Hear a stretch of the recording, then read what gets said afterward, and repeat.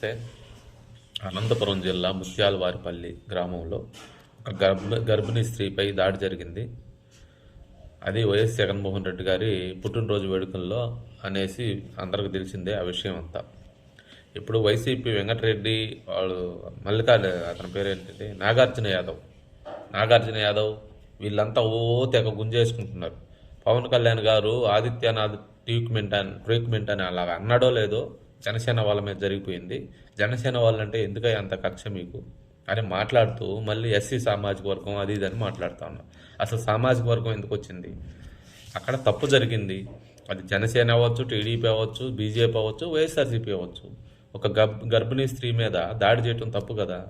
దానికి వాళ్ళు కంప్లైంట్ ఇచ్చారు. దానికి పోలీసు వారు వెళ్ళి ఆ పిల్లోడి మీద యాక్షన్ తీసుకున్నారు. తప్పేముంది? మీరు వెళ్ళండి, మీకు అలవాటు కదా. అంటే నేరస్తుల్ని, రౌడీల్ని ప్రోత్సహించడం మీకు అలవాటు కదా. మీరు వెళ్ళిపోతారు కదా, మీ నాయకుడిని తీసుకొని పోయి గద్దల్లాగా వాలిపోతారు కదా వాళ్ళ ఇళ్లలో.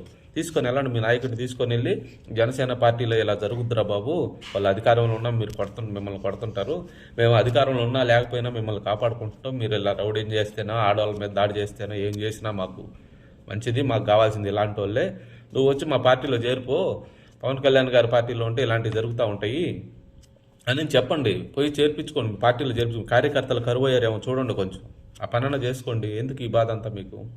ఎందుకు అసలు ఓర్చుకోలేకపోతున్నారు? జనసేన పార్టీ కార్యకర్తను కొడితే ఓర్చుకోలేకపోతున్నారంటే ఇక మీ పార్టీ కార్యకర్తను కొడితే ఇంక ఎలా మాట్లాడతారు మీరు?